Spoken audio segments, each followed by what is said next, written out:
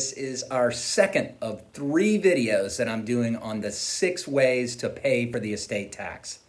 So let's dive in further on the first 3. Number 1, cash or securities. This is pretty straightforward. You can wait and see, and what if the estate tax will be applicable to you, and you can handle the issue at that time. Well, this is a gamble that assumes that you have the cash or cash equivalents to utilize for making these payments. In general, the estate tax is due within 9 months of the date of death. Number 2, forced sale of assets. If an estate doesn't have any liquid assets to pay the tax, it can be forced into selling illiquid assets. There is also a short window to pay the government, and this can result in these assets being sold in severely discounted rates.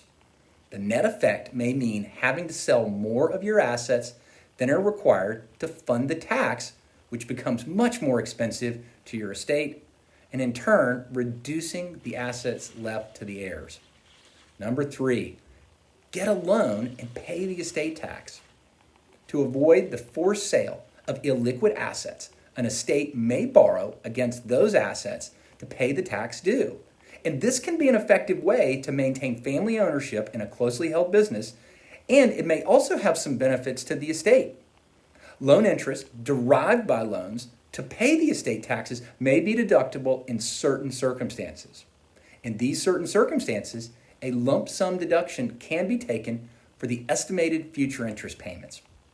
In video 3, we're going to look at intra-family loans, applying for a Section 6166 election, and we'll be looking at the uses of well-funded and properly structured life insurance to pay for estate taxes.